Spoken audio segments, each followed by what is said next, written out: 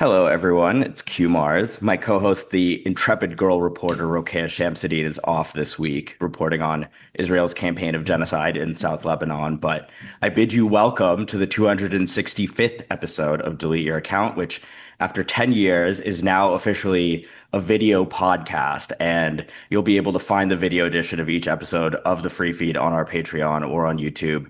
This will not be bonus content. This will be posted just on our Patreon for anyone who wants to sign up for free, as well as on my personal YouTube channel at QMars on TV, which is the best I could come up with because I can't access QMars Salahi, the old YouTube account anymore. If you do go there, you'll find my old student films, but I don't encourage anyone to do that, frankly.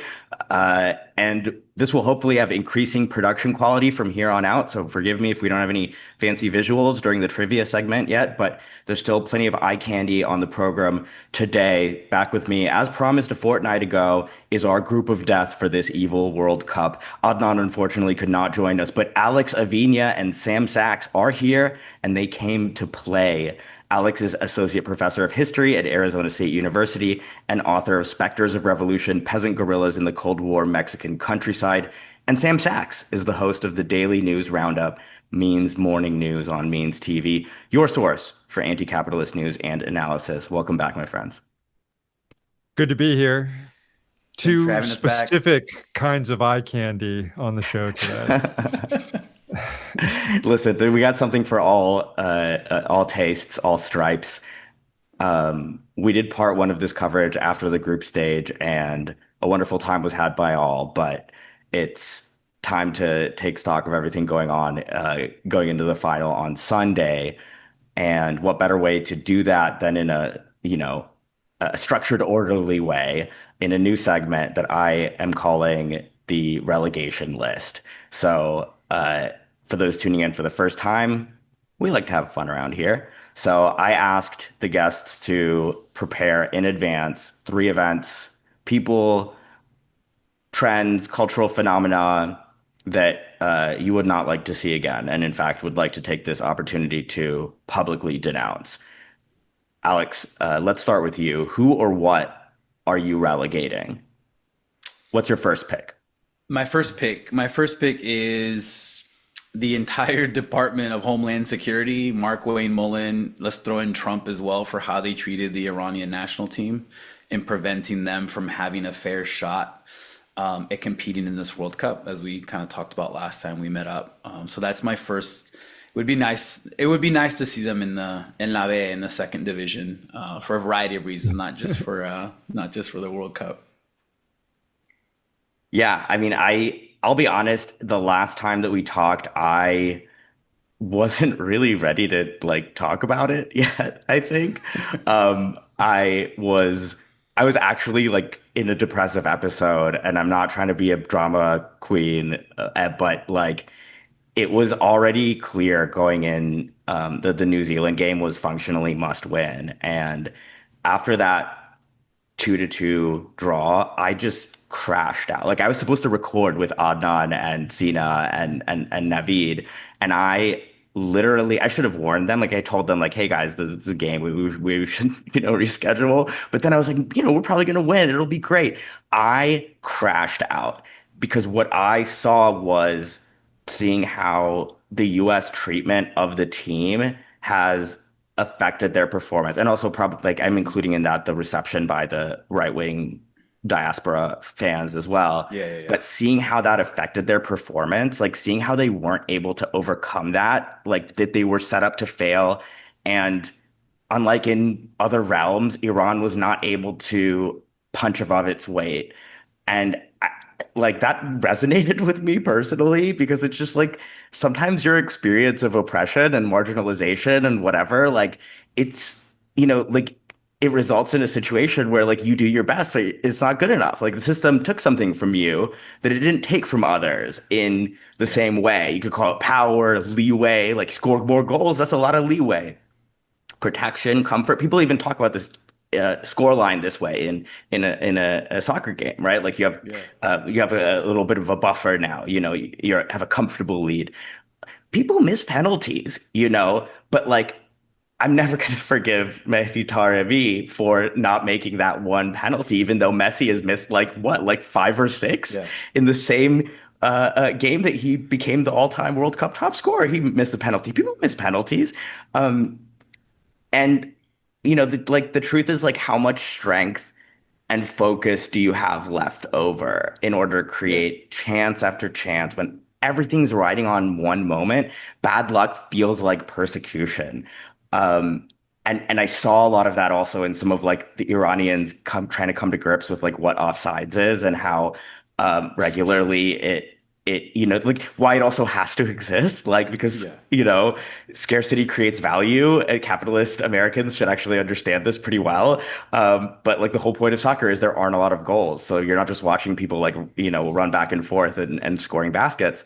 Um, but it made it so much worse, and the compounding factors, the external factors winning out, and the team not being able to overcome was Can we crushing for me. can I modify my first pick? Can we relegate some diasporas too? Like Yeah. I had friends on the ground. I had one friend in particular who was at the SoFi Stadium in LA, and part of his duty was to monitor like hate speech and stuff inside the stadium. And like we didn't see a lot of the horrific shit that like some of the diaspora people were even saying to their own national team, right? Like some of the stuff that was happening inside and outside the stadium we didn't get, beyond some clips that may have gone viral. But like to put yourself in the position of a player on that Iranian national team, and you're just getting treated like shit from all sorts of different directions, including from people who you think, all right, they're gonna root for our national team, but no, they just use that as an opportunity to heap abuse on you as well. And then you're supposed to compete against some of the best players in the world.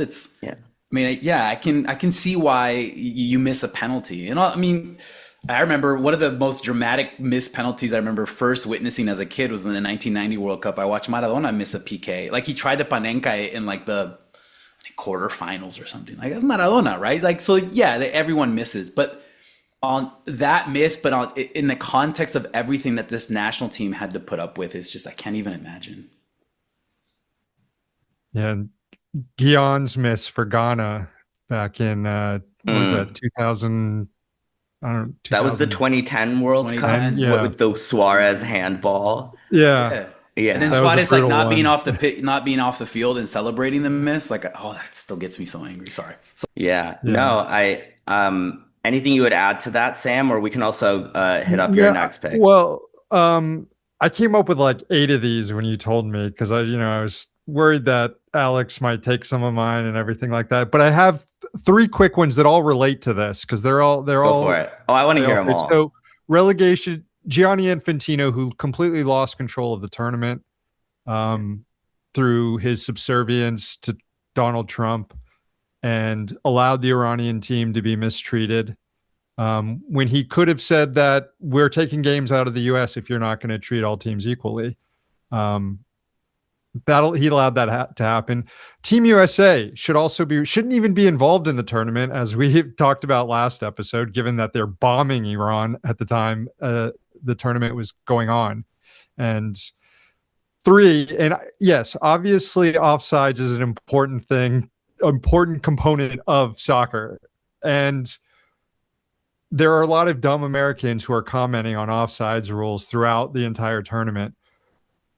But the version of the offside rule that cost Iran the winning goal against Egypt, in which goalkeepers can get bailed out for running out of their box, and it's something that could be easily changed to make it the last defender instead of the last 2 defenders, and goalies don't count as a defender, or make it so there's no offsides when possession's in the box. I don't know, but that doesn't sit. I've seen it happen in Premier League games that I watch too, and they never sit right to me because always it's a goalkeeper coming out of his box trying to do something, missing, and then the team gets bailed out because of it. So those 3 things: Infantino, Team USA, and we need a slight tweak to the offside rule moving forward. Fair enough. I mean, I think that's a respectable opinion. At the end of the day, like you're gonna draw the line somewhere that somebody else is gonna find intolerable. Like the edge cases, I think, are just always gonna be there and still be infuriating. But yeah, I think we could have a philosophical discussion about how many goals are optimal a game. And in fact, we will. but not yet. Those are all super interesting points. Anything you would go off of, Alex, or anything that overlaps with what Sam mentioned there? Obviously, the USA team and Trump's intervention and U.S. fan soccer culture are all Yeah, we sort could of go into different more things. about Team Oh, USA because yeah. there's a whole culture that comes with it. We could spend the whole hour talking about that. The only other time I remember seeing that rule applied was in the Champions League final between Real Madrid and Liverpool, and they took a goal away from Benzema, and it was the same. It's the same rule. Like the goalie had come out, and anyway, that would be great to see because actually it's not that common. So I think it would be No. like a pretty easy fix. I guess related to the U.S. national team because he's been a nemesis for me as a kid since I was a kid is Alexi Lalas. Let's relegate Alexi Lalas. Now, I didn't watch any of the games on Fox Sports. I cannot, we have a rule in my house that the only football that we watch in English is like Premier League. Everything else is in Spanish. So I watched everything on Telemundo, and Telemundo was actually kind of funny how they would make fun of Fox to be like, oh, during hydration breaks, we don't cut away, Yeah. which should also be relegated. That was my next thing, but we can get back to that. Absolutely. But yeah, Alexi Lala should be relegated forever.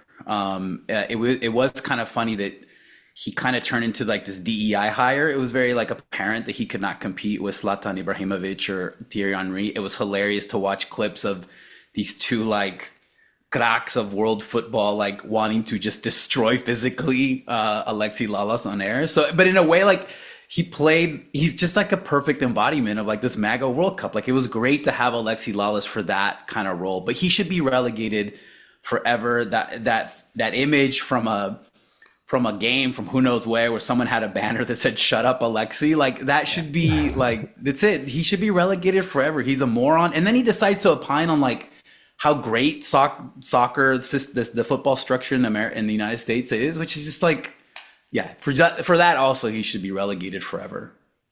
Yeah, I had Alexi on my list as well. I'll go ahead and say I think he should be relegated, but I think he was appropriate for this World Cup as a sort of mascot, and it was satisfying to watch Zlatan like just tear into this guy. Like Yeah. it was like on one level it was like a bit that they did, and they were all just doing bits the whole like summer, and they gave I think the Fox staff gave Zlatan like an Employee of the Month award after the first week. And he was like, I bet you never got one of these, eh, Alexi? And there's like little moments like that where obviously he's been humiliated and that's been like good TV. So I support him being around as the mascot. I'll sort of like caveat that. I think he's a good Trump World Cup mascot. But Yeah, I and really I thought have a friend. I have a friend in LA who made a shirt that says Mexicans hated Alexi Lalas first, which I'm trying to get. I'm trying to get this shirt because again, this speaks back to this like early '90s moment of like he's always been like this. He's always been whiny. He's always cried about how the U.S. could never have a quote unquote home game within the United States because if they played Mexico in a major city, obviously there'd be way more Mexican fans than U.S. fans. Like he's been MAGA for a long time, and it's time. It's time for him to be relegated. Sorry, Sam. No. Before he was MAGA, he was a Ron DeSantis fan too. He supported Ron DeSantis in the Republican primary in 2024. I I think think he there's probably something to criticized. be said about that, like Ron DeSantis as a vehicle for some of the people that didn't support the first two Trump runs to get back on board. Because they were like, at the end of Yeah, the day, we just supported Ron DeSantis. How much different is Trump? Like, yeah. I think he called the U.S. women's team too woke to win tournaments. He criticized athletes for kneeling during the national anthem. So he's had real shitty opinions for a long time now.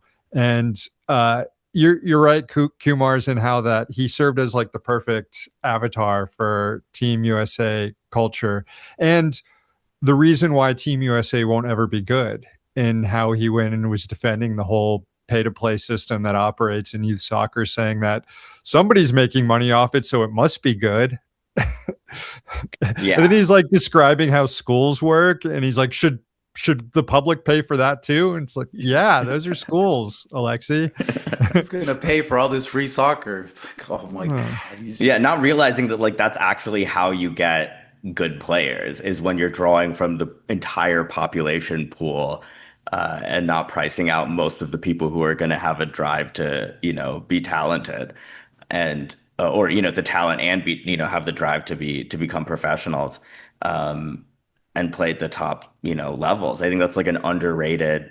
I think it's good that actually that part of the discourse is happening now on in these US soccer spaces, because now they're finally like addressing some of the more structural reasons beyond, oh, people like basketball and football, so they play that instead. Like, obviously, but we have so many athletes in the United States that it should not really come down to like there's enough sports for everyone.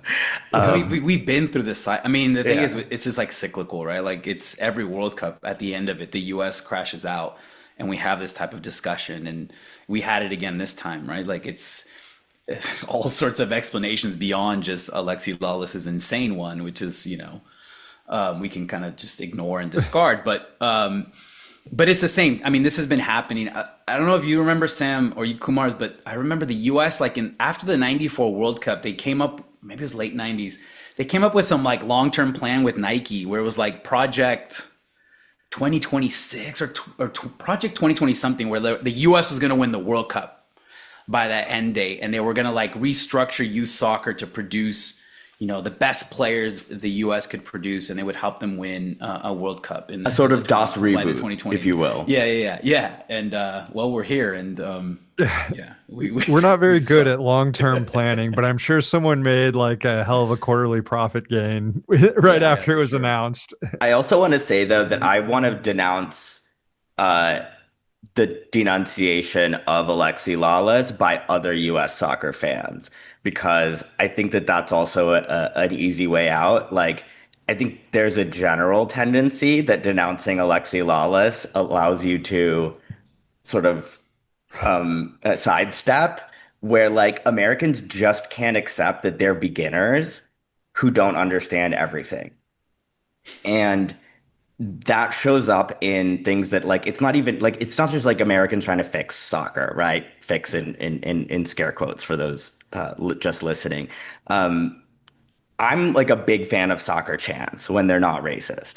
I'm like partial to chants in support of Kai Havertz myself, but like I like the first chant the Man City fans came up with for Holland, which was like it was like Holland, Holland, Yorkshire-born Norwegian lad. Roy Keane tried to kill his dad. Ha ha ha ha ha. And like that's got history, character, personality. You kind of maybe you have to know the reference to find it charming, but we talked about the USA chant last time. I think that I will sort of highlight this as my first real original contribution to the relegation list.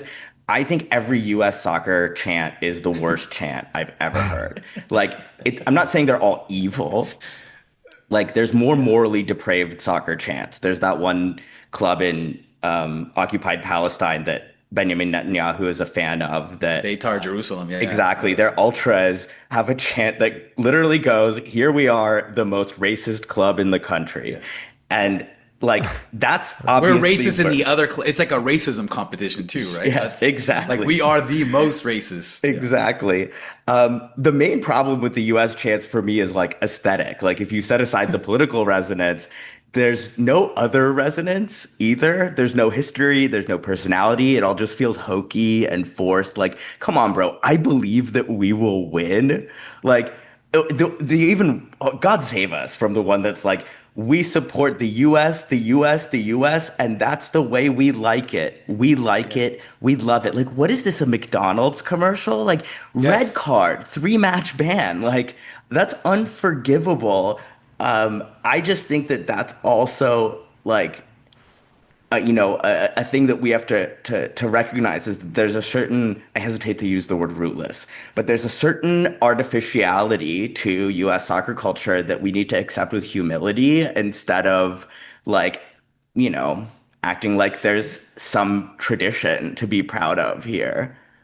But like there are some MLS clubs that do show some more of that humility, that have come up with like more authentic chants, right? Like it's just like LAFC, like their ultras have some good chants. The Seattle Sounders have some good chants, but it yeah, I think you're right, Kumar. At the national team level, there is this like artificial nature to it, and it was hilarious watching online people just jump all over and mock.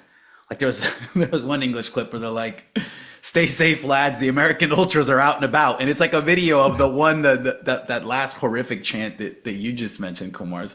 The thing is though, and this is one of the things that drives me crazy about this broader discussion about soccer, football in the U.S. is that yes, only certain Americans are beginners, right? Like this sport has been in the United States for a really long time. It has helped reproduce migrant and refugee communities, right? The guy who scored the goal against England in the 1950 World Cup was a Haitian student studying in the US. After the World Cup, he ended up going back to Haiti and was disappeared by like baby Doc's death squads, right? But like this sport has been here for decades. It's relegated to certain parts of the country, to certain populations, to certain communities, and those are the communities that get overlooked or marginalized or ignored when it comes to trying to develop some sort of authentic football culture at the national level. I mean, these are the communities that you should have been looking for in the past 3-4 decades to pull out really good talent and players, but they've been marginalized for racial and class reasons.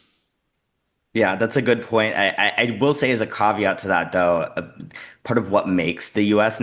National team culture, and I would argue most MLS culture, so inauthentic is precisely that a lot of the authentic US based soccer culture geographically, Turtle Island, this part of it is like still part of the soccer culture of like other countries like Mexico, which is like that you can't replace that, like you can't transfer the energy that Mexico has when they play in LA to the United States.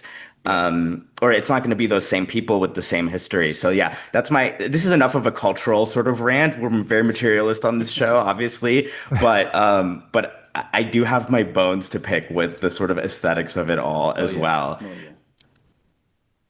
We could talk about other things though, like the hydration breaks were brought up. Anyone who want to take a first stab at that? Like this is one of those things that to be just like the red card fiasco, the suspension of the suspension, not even the suspension of the red card, because there's nothing wrong with the red card. This will be remembered, the hydration break specifically, with like embarrassment and disbelief, I think. Like the running shootouts in 1994. Or they'll be permanent again, or they'll be permanent. I don't know what's going to happen because, I mean, Fox pretty much paid for the entire World Cup through the hydration breaks. They paid like $500 million for the TV rights to the World Cup and have gotten that or more just through the hydration breaks. I mean, obviously the next TV providers or whoever's going to want to bid on the next World Cup are going to be pricing that into there. And I'm guessing FIFA will price it into it when they put the cost for the TV rights in as well. But it did affect games. Like it completely shifted games. It changed the way soccer's been played for as long as it's been played. So all just at the behest of US of Fox Sports that wanted to sell ads. So I hope that this will be looked at an embarrassment, but they're monetizing the rot any chance they get, and we'll probably see it again next World Cup. Alex, what do you think? Because my assumption, actually, I'm just starting to think about it from that perspective. My assumption was that like this is something you could really only cater towards Americans, and like it was clearly the sort of premise under which this was offered is that like this is America, right? Americans need their commercials, and or as Alexi Lawless says, we like a 4-quarter game, and like so. I wonder how much of that is actually like that was the American tolerance, and in fact, in some ways, addiction to ad breaks was like the Trojan horse for this entirely unnecessary, really degeneration of the game. Could it be permanent? Yeah. don't know. I'm still thinking of the running shootout. Like I actually played on a team where we had the running shootout still in Yeah. the late 90s. People don't know about this. I Explain what that is and why you think it was implemented in the 1994 U.S. well, this is what hosted happens World Cup. when you let certain Americans think that they can improve on a game, right? So like after the 94 World Cup, you have, I think part of the agreement that involved the US getting the World Cup was that the US would finally restart a professional league. So that's how the MLS comes into being. But then the MLS had all sorts of weird rules. And one of them was if the game, because Americans can't countenance ties, somebody has to win, somebody has to lose. So every game had a shootout. But the shootout was like a hockey shootout, like a penalty, right? Like, so it was, I can't remember where you would place the ball. It wasn't Something like the 40-yard line. Like it was like pretty a good far out. sprint. I thought it was never like got at a chance to do midfield. Yeah, it was I always thought basically at at midfield. Yeah, and then you had the guy with the offensive player with the ball run at the goalie, like in hockey, and the goalie could choose to stay on the line or come out, and then you had like a certain, I can't remember how much time you had to, or you had like one shot. It was a mess. I don't think I ever got on the USL team that I played on. I don't think I ever got a chance to actually do the shootout. Thank God, because I don't know what I would have done. But the water break. But like Sam said, the water break was. So the 94 World Cup, I think, does mark like a new phase in global soccer. Like it does take it to like this hyper capitalistic level of commercialization that we hadn't necessarily seen before, even though that logic was there. But that didn't necessarily affect the actual product on the field as much as this hydration break. And I think there's gonna be like so much resistance to it that hopefully it goes the way of the running PK, because this was too much. Like it. And Sam, I think Sam's right. Like it affects the game. Like it actually affects the game. Like how many times did we see a team have momentum? You have a hydration break, and then the other team recaptures momentum. That's not football. So hopefully, I think there's going. I think hopefully, I don't think we're going to see that replicated elsewhere. I mean, I hope we don't. Inshallah, I do think that that's one of those things where you really have to hope. Just like the halftime show with Shakira and Justin Bieber and whoever like the K-pop band. Just that's like a one time. This is for the Americans kind of thing, and that it doesn't stick. The running penalty kick reminds me of when the XFL came out and they said instead of kickoffs, we're going to have two guys race to the middle of the field. And then on the first play, a guy breaks his shoulder. Yeah. Honestly, that's what the American fans demanded. Yeah. Some of these FIFA reforms could be headed in XFL territory if we're not careful very soon. Maybe. I mean, you see that Johnny Baby wants a 64 team World Cup for next time. So honestly, maybe that's also really worth talking about, because I wasn't going to mention this as something to be relegated originally, but like the more I've thought about it, I actually have to say I think that the expanded format and the extra teams making the knockouts should be relegated. Like I changed my mind about this a couple of times, and I understand the third place thing as more of like a mathematical requirement of how many teams are in the format. So that would actually probably go away if there was a 64 team World Cup, which they do want to do. Like everybody should like be aware of this. This is currently the plan for the 2030 World Cup in 3 continents, right? Like 6 countries, yes. 6 countries for no fucking reason. And every part of this is being done in the worst possible way. Like I understand the reason why third place teams can be really fun. I know that, Cote d'Ivoire won AFCON in 2021 after being, a third place team. Jordan did pretty well, got to the final in the Asian Cup. So, at the regional confederation level, this is already happening. At the Euros, they do this. But it's a trade-off, and I kind of think that we've tended to focus on the positives as opposed to like the teams that didn't do very well, like Jordan and Uzbekistan and Iraq and Tunisia. Like most of these teams have been at a World Cup before. It wasn't some like great honor for them to like finally make another one. And I think there's some negatives to not being able to look at like a table 1 through 4 and be able to tell who advances. But that's a matter of taste. What's not a matter of taste is this is just unsustainable, because you are not going to be able to have a World Cup every 4 years with, I don't even think you could do it with 48 teams in a lot of countries already. But the logistics of a 64 team World Cup, which are now, it's now either that or we keep the current system, right? There's no going back. Nobody's even entertaining the possibility. So don't think that my opposition is going to lead to anything. But like, I think that makes hosting prohibitive for most potential host nations. There's a lot of good reasons why we should abolish all major mega events, and like you can talk about that for till the cows come home. But as long as we have them, I would rather it not be that we can only have the World Cup in like the United States and Europe every 8 years, right?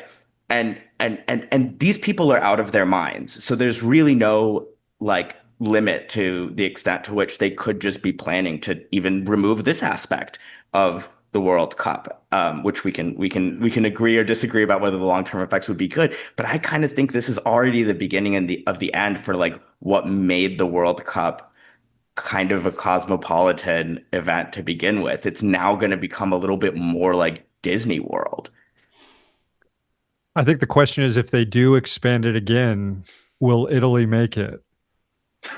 They're just going to keep expanding it until Italy makes it. So it's going to be like 200 teams. And Italy somehow misses out. And I'm not a traditionalist, right? Like if you wanted to do a meaningful version of what they're trying to do in South America. You're calling for the 16-team World Cup. That's what you're calling for. You're going back to the 32 is perfect. The original. 32 is perfect. But like here's my idea for the centenary. Like instead of doing it's going to be 100 years. It's beautiful to have a tribute to South American football as the origin of the World Cup.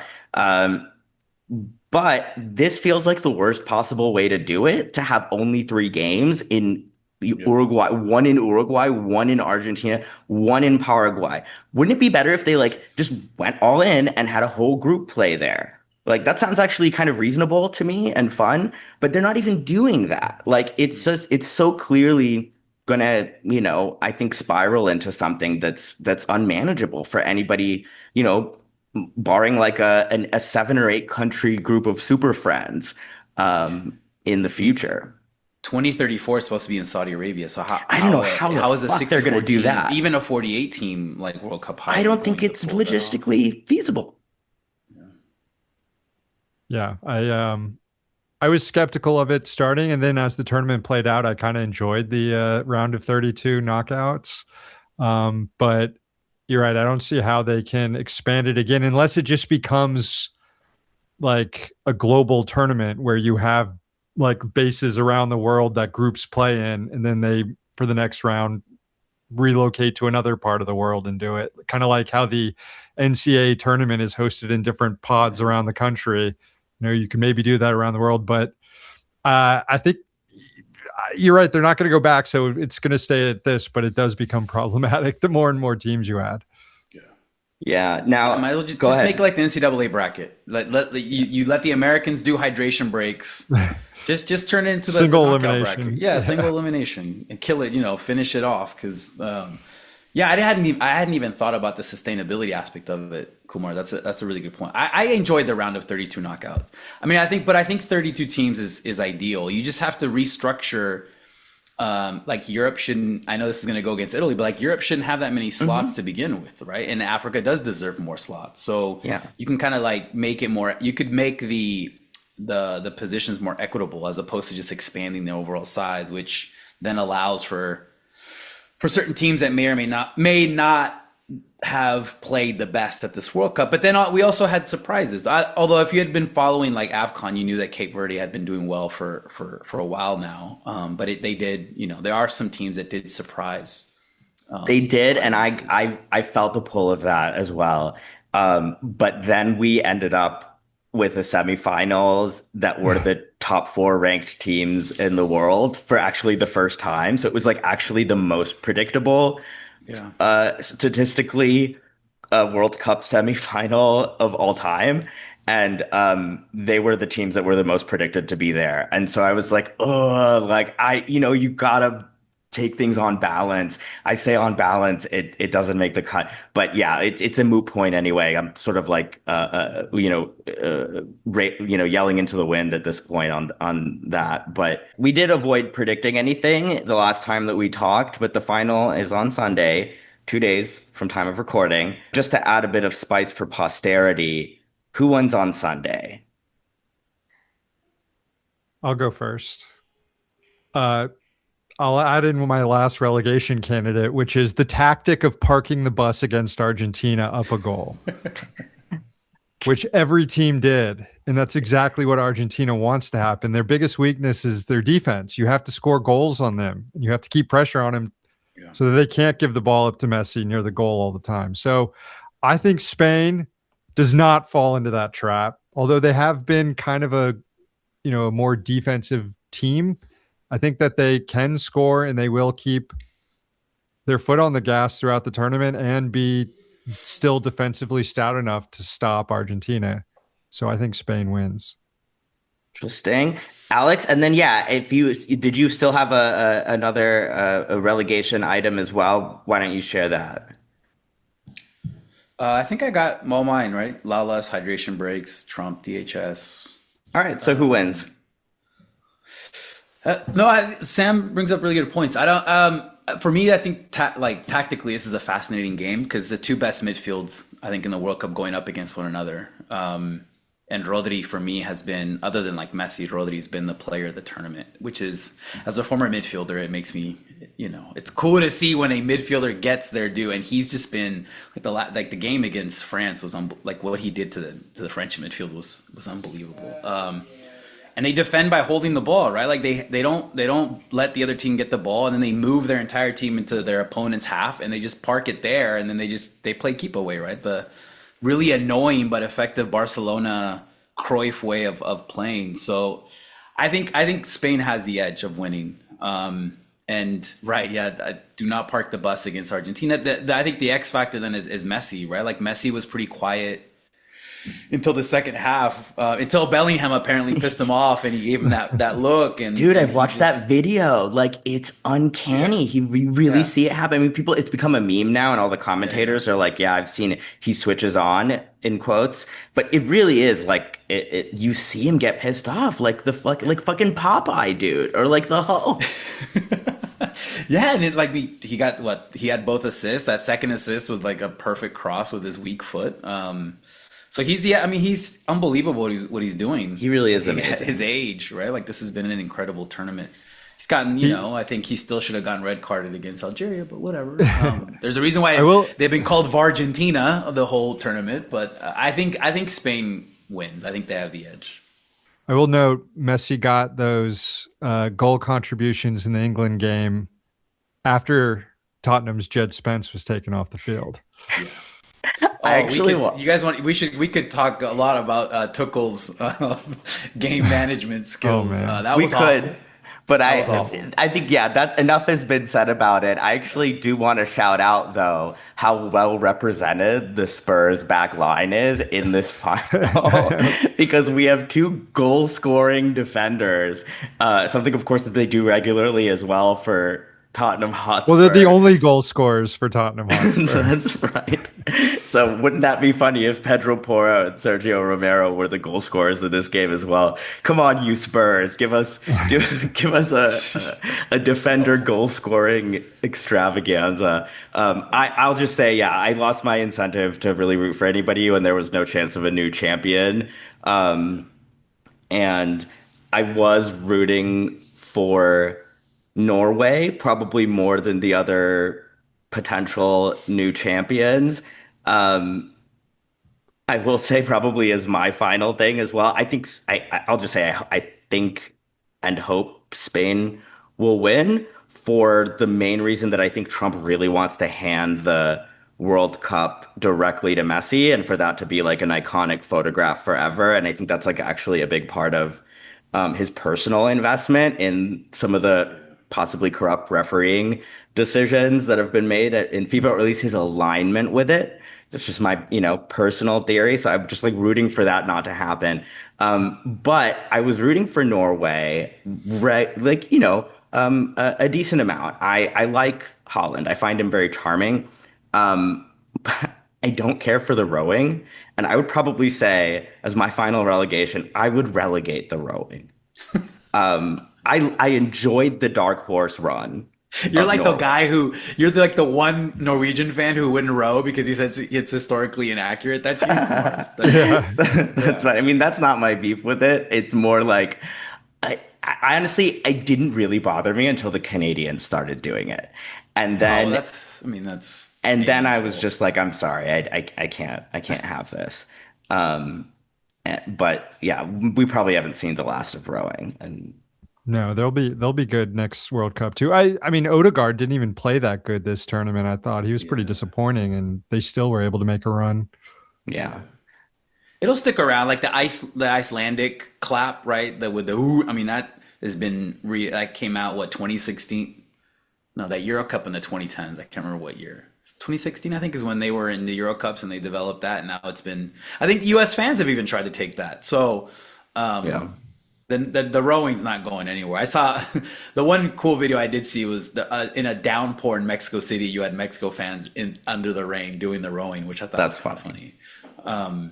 But yeah, I wasn't. Once Mexico lost, I lost a lot of incentive to root for these other teams. Just rooting for individual players more than anything. Yeah, it was a tough way to go out, but like Yeah, everybody should be proud, I think, of the Mexican yeah, team and what they missed some opportunities, but like I was saying before, like yeah. who didn't? They gave a way better accounting of themselves, certainly than many other teams. Well, in the U.S., which then made me feel better. I mean, Yeah. I feel pretty shitty, and then my kids were. I feel like I passed the curse on to my kids. They were really distraught, so I had to do like a lot of like parenting after the Mexico England game. But I mean, it just you saw the difference, right? Like you make three mistakes against Bellingham, and it's Yeah. like he's gonna tear you apart. But no, yeah, with Norway they were fun to watch. I mean, I think Holland is just a charismatic dude who doesn't take himself too seriously, and he was fun to watch, right? He's like the opposite of like someone like Cristiano Ronaldo. Like it's funny. Like I don't know if you guys saw the video of him getting back to Norway and leaving the plane, and he had like a stuffed raccoon. Like that's what he brought Yeah. back from the U.S., which I think is, I don't know, like he'd be fun to hang out with, I think. Yeah, I think so too. Um, Maybe do a little rap video together. Yeah. But we're also relegating Ronaldo too. Oh, we don't even talk Please. about him on this show, to be clear. Like, we literally don't talk about him on this show.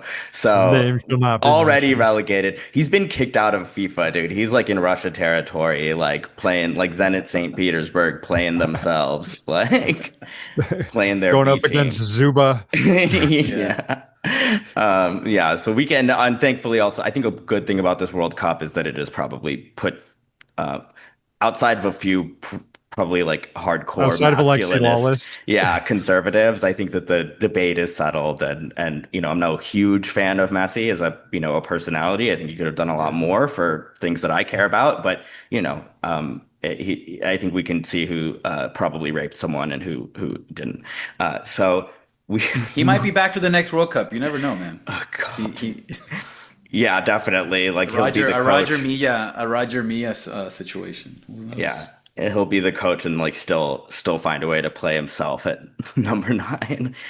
But of course, yeah. So that's probably let's just say 3 out of 3 for Spain. And of course, no matter who wins on Sunday, we all lose because this World Cup, like all fascist cultural products, has left us stupider and worse. But one thing it has left untouched is our ball knowledge, as they say, and it is once again time to put that knowledge to the test with the 2026 edition of the Delete Your Account Men's Soccer Tournament Trivia Game Show segment. It's not just going to be World Cup trivia, but players and clubs from around the world as well, and a couple of wild cards just to keep things interesting. You will each get the chance to answer uncontested. At this point, I guess it's 10 rounds of multiple choice questions of increasing difficulty and whimsy. And you will have a maximum of 30 seconds after I finish the question.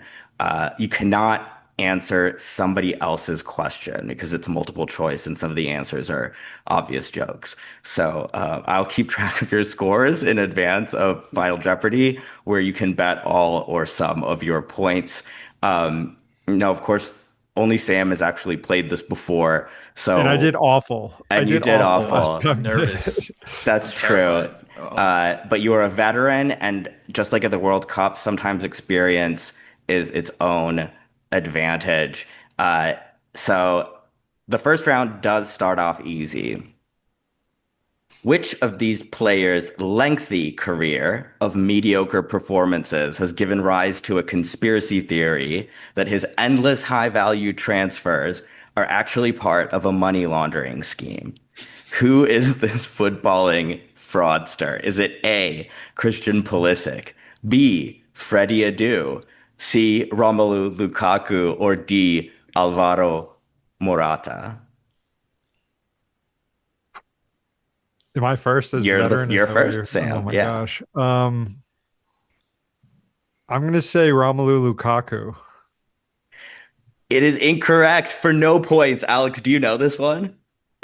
I would go with Morata. It is more. It's obviously not a real conspiracy theory, but yeah, But you see his list of teams is unbelievable. it looks really suspicious. Next to you, Alex. When LeBron signed a Lakers shirt and sent it to Zlatan Ibrahimovic, what did Zlatan do in response? This is not a Zlatan joke. This is a real question about a real fact.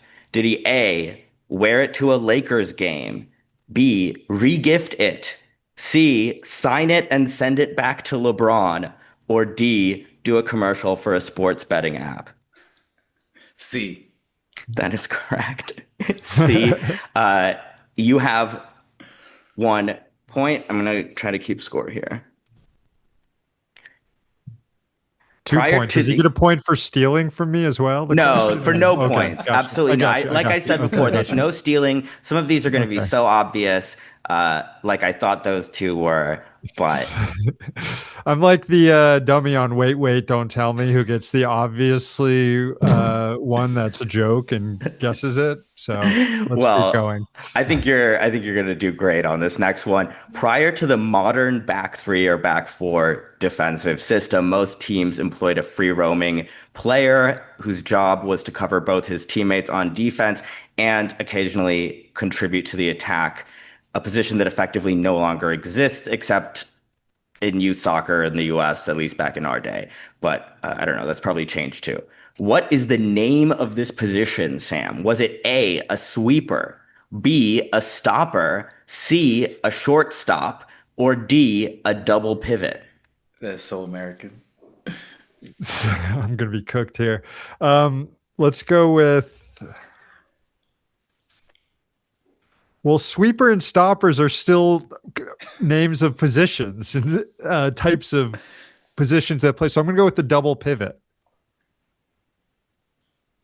This is too philosophical for you. I did give you the caveat of in youth soccer, but nobody plays sweeper and stopper anymore. It's a sweeper, Sam, also known I as still a play libero. football manager Libero. though, and I can play players in that position. But that's a position from like 50 years ago. Okay, Sam, you play the Catenaccio on Football Manager? Sam's playing the WM. Sam, you are still not at in the zero. latest, but in the last version you could. Hell yeah. You know what? You're You know you're what? Baresi back there. I'll give it to you. I'll give it to you. Even though Yeah, it I was an think the incorrect question was answer, flawed. I don't play Football Manager, and therefore it is my ball knowledge that is lacking. So we are even now at in the middle of round two. Next question to Alex. In 2021, Manchester City's Jack Grealish was asked in an interview about his former manager Dean Smith's comment that Grealish was like a blank of football, to which he replied, "I don't know what that is." What did his manager call him? A wunderkind of football, B, a cornucopia of football, C, an albatross of football, or D, an encyclopedia of football. Oh man. See, this is where my own personal opinion of Jack Grealish is gonna affect. Uh, Albatross, was that C? That was C, and it is not correct. Damn it. For He is an no albatross, though. points, Sam, do you know this one? I'm gonna guess Wonderkin. It was actually D, an encyclopedia of football. The reporter goes, your manager at Okay, Aston what the hell Villa. was Dean Smith talking about? in Yeah, that what the case? hell? It truly, and Grealish goes, oh, what? And she goes, an encyclopedia. He's like, I don't know what it is. One of Wasn't a beer, so he one didn't of the know. amazing moments in Jack Grealish history, not an amazing moment in Alex Aviña's game so far. We are tied at 1-1. Going into the third round, Sam, what position did Gianni Infantino play during his professional career? Was it A, right wing, B, left wing, C, sweeper or libero, or D, he never played professional soccer, he was a lawyer or something? I'm gonna guess D. That is correct. He never played soccer, he was a lawyer or something. Yeah. If you've Nice. seen I mean, videos of right him wing playing, was you would know. tempting. It certainly was. Uh, it always is, in fact. I've Now, seen a video of him trying to hit a corner kick. That would alone let you that know would have he's given it never away. played. Yeah. Alex, uh, how many times has the World Cup been won by a national team with a foreign manager? Is it A, 3, B, 2, C, 1, or D, 0? Damn it. I should know this. I just saw this. 0. It is correct. 0 is the number of times. It, would have been a bigger talking point even, I think, if England had won that game because Yeah. Tuchel was in line to be the first. I actually think that would have been the one kind of uh, silver lining of England winning the World Cup would be that they finally did it again, but with like a German manager, which they totally would hate. But that brings us to evens again at 2-2. Sam, the Scottish TV commentary on the video replay of Frank Lampard's infamous non-goal against Germany in the 2010 World Cup that visibly crossed the line has become famous. It would have equalized from 2-0 down right before the stroke of halftime, and it was missed by every ref. Some say this lost England the game and was the single biggest inciting incident for the introduction of VAR at the World Cup. But this guy was just loving it. He was like, oh, that's a real shame. What was the Scottish announcer's name? Was it A, Craig Ferguson, B, Alistair McAllister, C, Dean Kane, or D, Ronald McDonald? I'm gonna guess Craig Ferguson. That is incorrect. Alistair, no, the Alistair one. Yes, that is correct. I'll give it to Craig you. Ferguson's a late night host. Isn't he? Exactly. You could take your time with these. You have 30 Duncan seconds. Ferguson, yeah. Point Sam, 3-2. Alex, who did Luis Suarez bite at the 2014 World Cup? Was it A, Giorgio Chiellini, B, Leonardo Bonucci, C, Marco Materazzi, or D, Silvio Berlusconi? It was good old Squidward Chiellini, A. It was Chiellini, and we are tied again at 3-3. No World Cup champion has ever gone without being scored on, Sam. However, there is one country that played an entire World Cup tournament without conceding a single goal. Was it A, Hungary, B, Switzerland, C, the Socialist Federal Republic of Yugoslavia, or D, Denmark?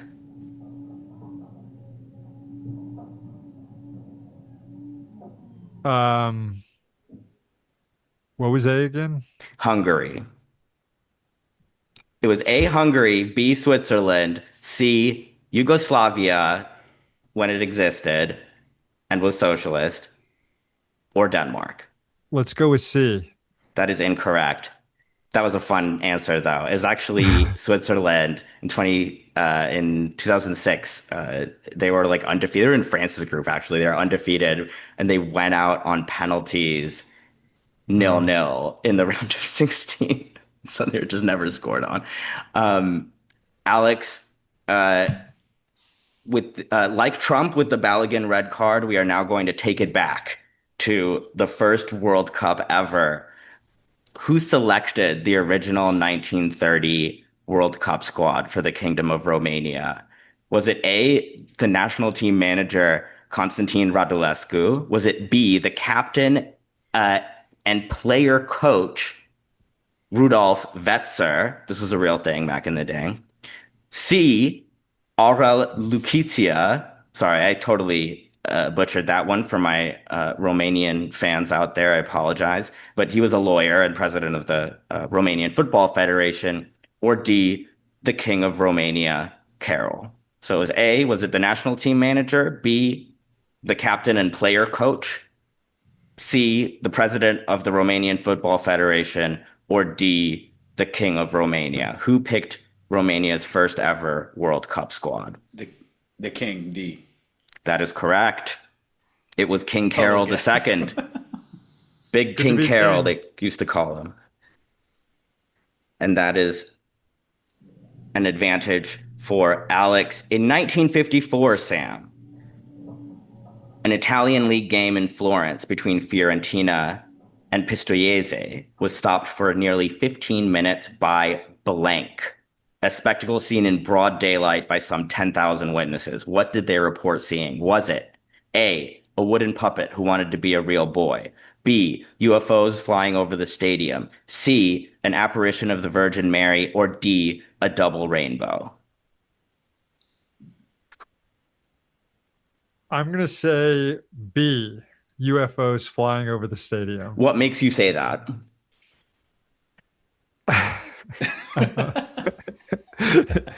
Because it is correct. All right. It's the Posadist in me hoping for it. Yeah, well, the accounts vary about what exactly happened, but it's an interesting story. Next question, Alex. What is total football? Is it... Oh, sorry, I forgot to finish this one. It just says, write silly answers. Alex, your real question is, what is the Maradona 7? Is it A, Maradona's signature warm-up ritual? B, scoring 7 goals in a competitive professional match, a feat that has never been accomplished since? C, the 7 counts of doping that suspiciously kept this revolutionary icon out of the 1994 World Cup in the US? Or D, a super team of heroic cowboys? What is the Maradona 7? C. The 7 counts of doping that suspiciously kept him out of the 1994 World Cup is incorrect. It is, in fact, A. Sam, you knew this one? What is it? It's A.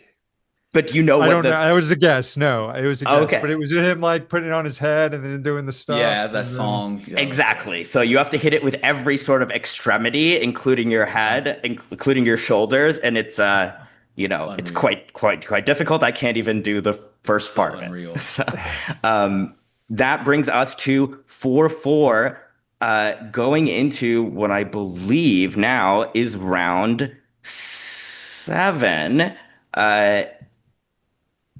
Which of the following national teams, Sam, has a 100% all-time competitive record in penalty shootouts? Is it A, Hungary, B, West Germany, C, the Soviet Union, or D, Scotland?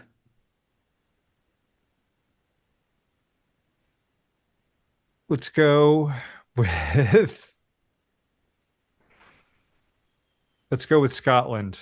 Scotland is correct. In fact, they didn't have a penalty shootout until like 6 years ago. But since then, they have been 100% successful in winning them, not in making all of the penalties. That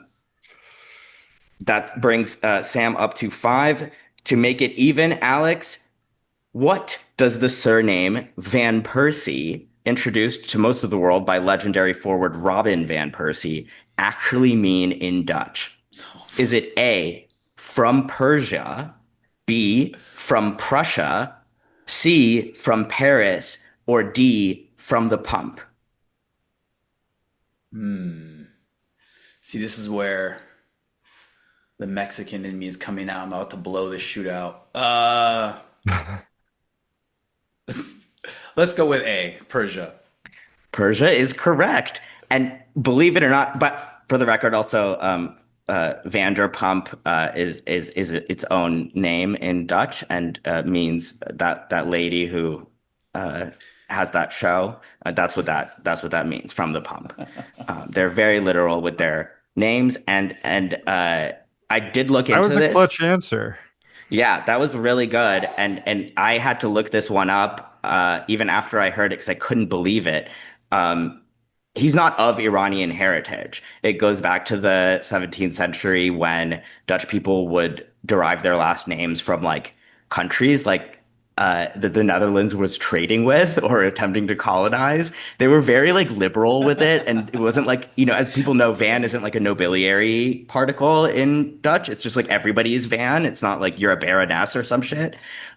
So that's what they picked, and so Robin Van Persie's name means Robin from Persia. And that point goes to Alex for 5-5. In the year 2006, Sam, Romanian defender Marius Chiaroa, that could be awful pronunciation also. I am a dilettante in Romanian culture, I will fully admit for the second time. That defender transferred from fourth division club UT Arad to a second division club, Regal Hornia, in exchange for what? What was the fee? Was it A, $1, B, one Romanian lei, which is about 22 cents, C, 15 kilograms of pork sausages, or D, his own father, who was also a player at the club, not like a, Uh, indentured servant or something. I'm going to go with the sausages. And you would be right. 15 kilograms of pork sausages was the transfer fee for defender Marcus Chiaroa in the year 2006. This was not like during the Depression or anything. Worth every bit of it. Yeah. Alex, during the Not sure Chinese for who. Alex, during the Chinese Super League's era of heavy spending in the mid 2010s, a number of well-known players, predominantly Brazilian, signed lucrative semi-retirement contracts with Chinese clubs.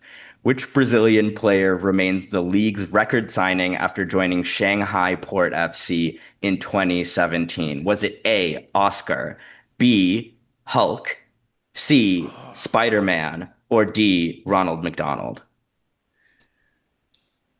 I'm gonna go with A, Oscar. Former Chelsea player, And Oscar. Oscar is correct. In fact, this was a pretty tough one because Hulk went to Yeah. Shanghai Port FC for the previous record fee the previous year. That was a real clutch answer. And it brings us to 6-6.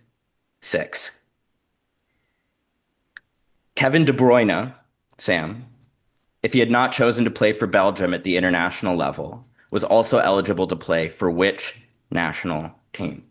Was it A, England, B, Luxembourg, C, Burundi, or D, the Netherlands?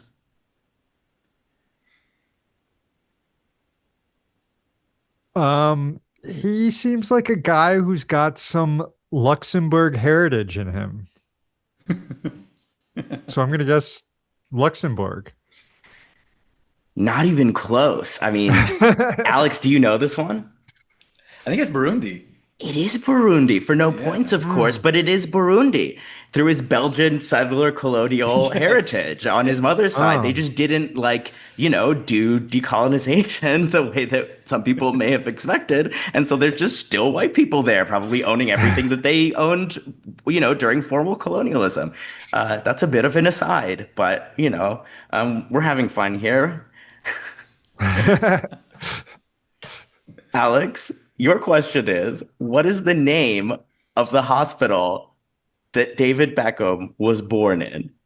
Was it A, Chingford, B, Middlesex, C, Sirchester, or D, Whipps Cross? No way. It's shit. I don't know. C. It is not Circhester. Circhester is actually a town in the fictional Pokemon version of the United Kingdom. The actual name of the hospital that David Beckham was It born better not be in D. is Did Whipps not be. Cross. No way. What? Whipps Cross That is- University Come is on. a college, and their hospital is where he happened to be born. That is insane. We're we're getting close to Final Jeopardy, but things are going to get a little more interesting even from here on out. In 1967, Sam, three well-known English club teams played domestic league soccer in the North American Soccer League. Which of these four clubs was not part of this even more short-lived transatlantic transplant? Was it A, West Ham United, B, Sunderland, C, Stoke City, or D, Wolverhampton Wanderers? To be clear, which of these teams did not come over to play domestic league soccer for a year in 1967? Was it A, West Ham, B, Sunderland, C, Stoke City, or D, Wolves?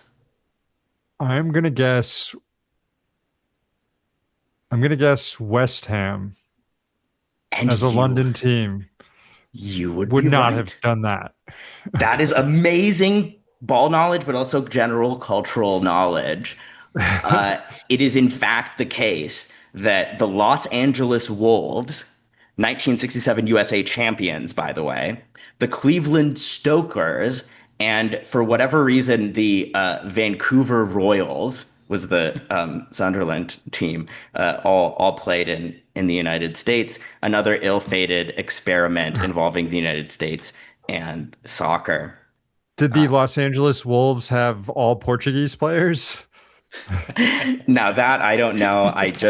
Same agent. I just tried to come up with some funny questions. And we are now at still, actually, that was 7-6. Can you tie it up? In the history of the World Cup, Alex Aviña, one team missed the tournament because they missed the boat. Not figuratively, but literally. And no points for guessing the era. This was the inaugural World Cup in 1930, when that was a somewhat plausible excuse. Which team missed the boat figuratively and literally? Was it A, Bolivia, B, the Kingdom of Siam, modern-day Thailand, C, the Kingdom of Yugoslavia, or D, Egypt?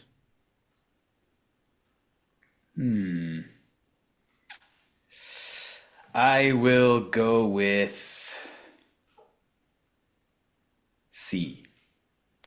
C, the Kingdom of Yugoslavia is incorrect. In fact, they did have plans to go. I think they might have gone, but it wasn't because of, it wasn't involving maritime difficulties. It was, in fact, Egypt, which really sucks. But they didn't have the resources to, get around as quickly. And just like we were saying before, when you're a little marginalized, one little bit of bad luck and your weaknesses are exploited, but you can come back stronger. And in 2026, you can give Get robbed by VAR. Yeah. Jeez, Story.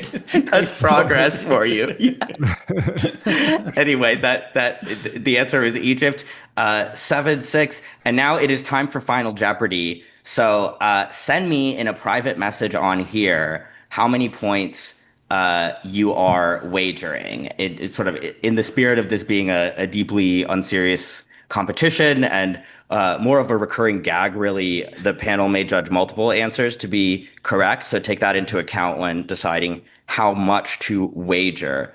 Once all your bets are in, I'm going to give you the question, and then I'm going to play the first minute of Erling Haaland's rap song, Kyo Yo, by his rap group with his U17 teammates, Flow Kings, at the end of which you will have the opportunity to take an extra 10 seconds to send me your answer, also in a private message, if you have not already done so in the preceding minute.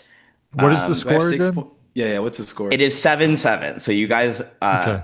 oh, no, sorry, 7-6. No. And I have your bets. I'm now going to share my screen so that you can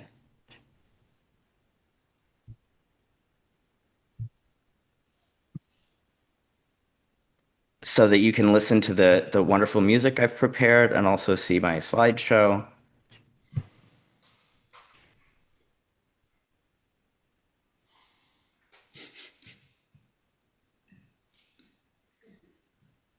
Now,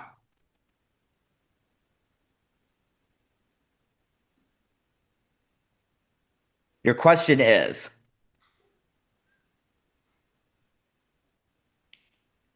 the great Italian soccer journalist Gianni Brera once said the perfect game of football would end 0-0.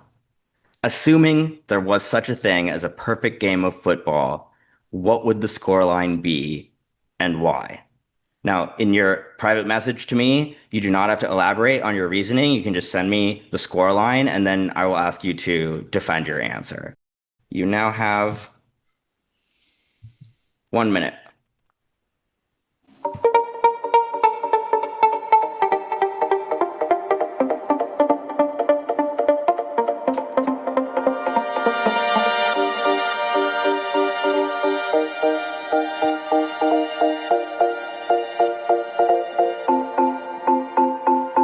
Halla, og så står det til. Har ikke sett deg i det siste, har du gått deg vill? Jeg har vært og møkka låt og tjent 1000 mil. Forresten har jeg også vært og kjøpt meg gassgrill. Om du lurte, har jeg også vært på butikken. Vært og handla inn en del, for jeg har mye spenn. Selvfølgelig skal jeg dele litt med deg, min venn.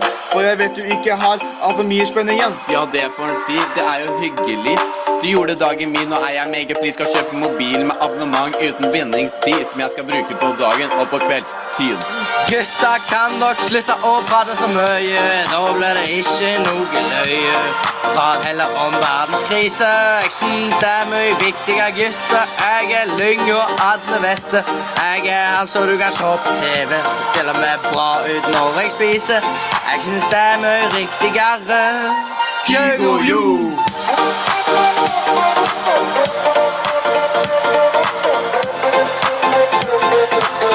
All right, and that is your 10-second warning. If you've not already done so, and you have done so, send me your scores. Wonderful. Now, I will turn it to you, Alex. You said that the perfect game of football would end 4-1, and you wagered 5 of your points. Let's hear it. I put 4-1 because that was the World Cup final scoreline in 1970 that involved the greatest national team that we've ever seen play. So that was Brazil beating Italy 4-1. And the fourth goal involved every single player of Brazil touching the ball before Carlos Alberto, the right back, scored on an overlap. So to my mind, and having watched like the entire, obviously I wasn't alive, but like having watched so many clips, and then if you actually watch the entire game, that's the best team I've ever seen, and that's the best scoreline, I think. That was the perfect game of football, assuming in this case, real world conditions. Sam, maybe you took a slightly different philosophical approach to this. You said 2-1. Yes, I did take a philosophical approach to this. There would be goals. The game would be close. You could have either had a 2-0 lead. It could have been 1-1. You could have seen a comeback and take the lead. All different ways to create an entertaining game with a 2-1 scoreline. I was tempted to appeal to my more online brain dead portion of my brain and say 9-11 or 6-9. As opposed the younger generation would say 6-7, right? 6-7. But okay, I find both of these very compelling answers. I am going to be a little bit ruthless here, and I'm going to say that I think that Alex, you gambled a little bit and you were conservative with your point allocation. And in the end, at least morally, that benefited you. Because the question was, assuming that there was such a thing as a perfect game of football, and you did not assume. And you know what happens when you don't assume. You lose the 2026 Delete Your Account Major Men's Soccer Tournament trivia game. Just like my national team. Unbelievable upset. Absolutely. Sam, you win, as do all of our winners on this program. 1 can of Frank's Bavarian style sauerkraut and the title of Mr. Goal, or Roqayah Goal, which is the Persian term for 15 cans. top 15 scorer. Cans. No, just 1 can. Listen, inflation, prices like the these Romanian days. one, like the Romanian one. But yeah. There's that 15 kilograms. That's right. But Mr. Goal is actually the name for top scorer in Persia. And so if you're top scorer at a club or of the league that year, you are Roqayah Goal, which also doubles as a Mr. Flower, which is beautiful and would describe you equally well. Thank you. And Thank you. I will say that in a sense, we are all winners here. In another more specific sense, Sam is the winner. But I still really appreciate both of you for playing. And thank you so much also for coming. Folks can, of course, follow Alex on Twitter at Alexander_Aviña, because they don't let you have the Enye yet. And Sam, of course, is at Sam Sachs. Subscribe to Means Morning News on Means TV and the Foreign Exchanges Substack. Do you still write for them, Alex, or where are you doing most of your writing these days? Yeah, I probably should at some point. Yes, technically, yes. I just haven't. I'm working on a book, so I'm trying to, focus on that. Just follow him on Twitter to keep up with all of his adventures. And of course, if you want to support the show, get access to tons of bonus content, including Roqayah's Last Week in Lebanon column, you can subscribe to our Patreon for as little as $5 a month. Subscribe, rate, and review us on Apple Podcasts. We love to hear from you. And with that, gentlemen, it's been a great show. Until next time, I hope under less catastrophic circumstances, we'll reconvene our group of death. And if not, we'll, really park the bus and let them have it. See you guys in a month for the Premier League preview show. Sure. Oh my God. Man. Now we got to. Yes, I mean, I'm doing video now. We're going to cover soccer. I'm not going to apologize for that. I'm just going to tell I don't us. apologize. I'm just going I have to take my Mr. Goal title into a new podcast episode. I think we got to keep it going for the memes alone. Yes. But yeah, listen, the podcast is evolving. I'm really glad for everybody that's been around for the ride. And of course, I couldn't have two better friends of the show here to kick off this video era. And hopefully more again with Roqayah soon. Can't promise any video with her, though. She's very private. But take care for now. Peace out, Girl Scouts. Gutta kan nok slutte å prate så mye. Da blir det ikke noe løye. Prat heller om verdenskrise. Jeg synes det er mye viktige gutter. Jeg er lyng og alle vet det. Jeg er han så du kan se på TV.